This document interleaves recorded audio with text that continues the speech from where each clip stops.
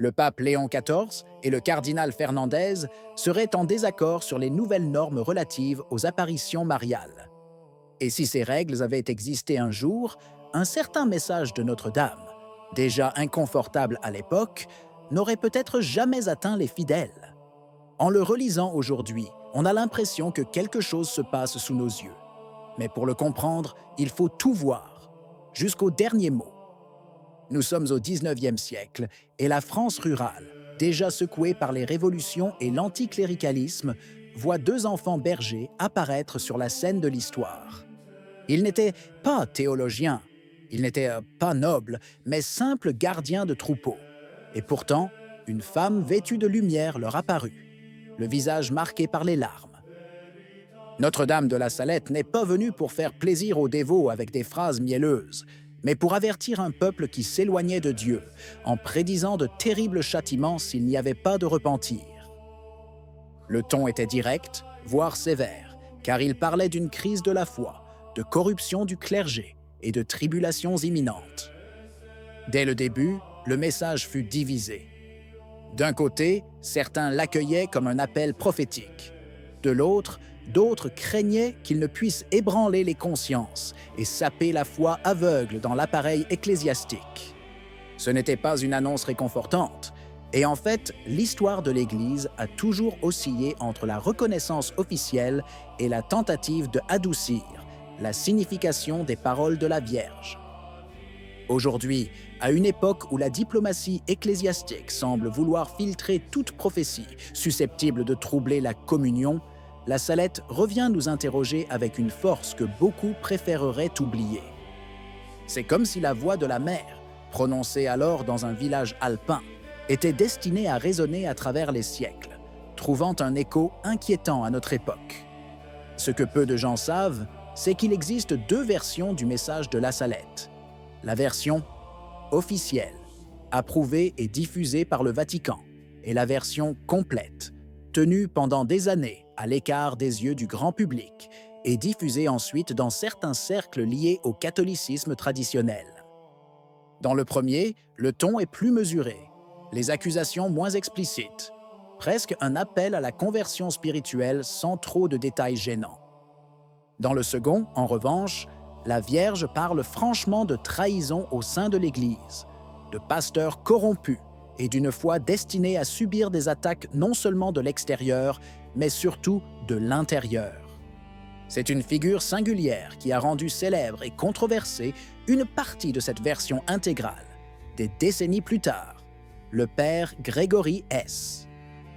Prêtre cultivé et au tempérament vif, on le voyait donner des conférences en sirotant du bon vin et vêtu d'une longue robe du 19e siècle, sans pour autant manquer de rigueur doctrinale. S soutenait que, selon la Salette, il y avait deux papes vermoulus, c'est-à-dire moralement corrompus, marqués par la putréfaction spirituelle.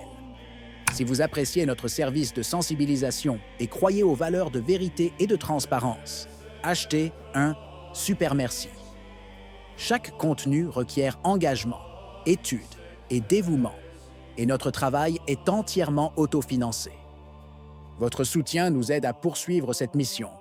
Merci infiniment. C'était une image puissante, presque cinématographique, qui dans les cercles traditionalistes est devenue une sorte de bannière contre l'autocélébration de l'ère post-concile. Pendant des années, cette phrase est restée sans confirmation directe des sources originales, jusqu'à ce que des recherches plus poussées révèlent qu'il s'agissait d'un problème de traduction. La Vierge aurait parlé de pape douteux et non de pape vermoulu. Mais ce changement de mot ne suffit pas à dissiper l'ombre. Un pape doutant de sa foi, incapable de diriger avec clarté, peut être tout aussi dangereux qu'un pape ouvertement corrompu. Et ici, le parallèle avec le présent devient inévitable, car aujourd'hui, sous la nouvelle gestion de Rome, toute apparition mariale qui ose mettre en garde contre des erreurs internes risque d'être qualifiée de dangereuse pour les fidèles. La question qui se pose spontanément est de savoir si un message comme celui de La Salette aurait la moindre chance d'être approuvé dans des temps comme les nôtres. L'écart entre le message intégral de La Salette et la gestion actuelle des apparitions mariales par le Vatican est clairement visible en observant ce qui s'est passé ces derniers mois entre le cardinal Victor Manuel Fernandez, chef du dicaster pour la doctrine de la foi, et le pape Léon XIV. Fernandez, héritier direct de la lignée du pape François, a établi un système de normes qui ne se demande plus si une apparition est authentiquement surnaturelle, mais si son contenu fonctionne pastoralement. Autrement dit, si elle ne crée pas de division, si elle ne remet pas en question le travail de la hiérarchie, si elle ne sonne pas trop apocalyptique.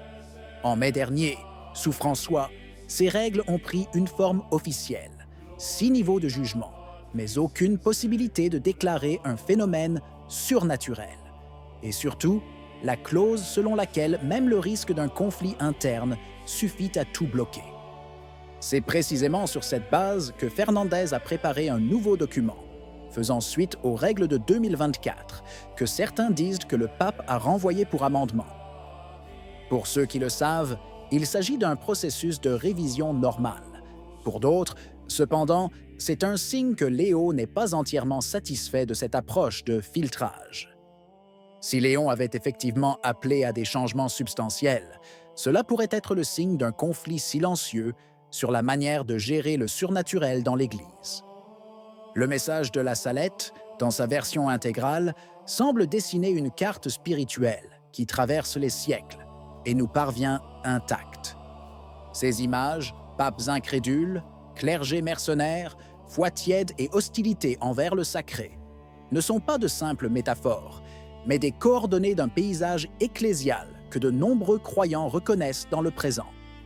Dans un monde où la religion est confinée à la sphère privée et réduite à un fait culturel, la prophétie de la Salette sonne comme une sentence contre l'autoréférentialité et la prudence excessive de l'Église institutionnelle.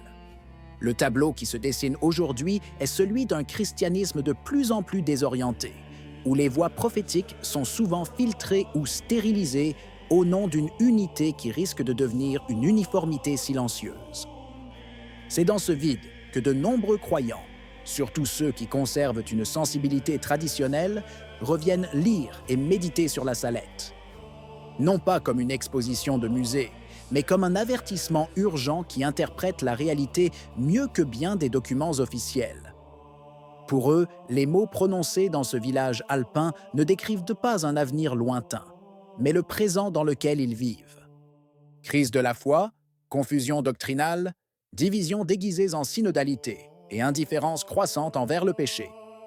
Et plus les échelons supérieurs semblent éviter cette discussion, plus la Salette devient, aux yeux du peuple, la boussole cachée qui indique la direction à suivre en temps de confusion. Qu'en pensez-vous? Si vous avez aimé la vidéo, laissez un commentaire. Amen.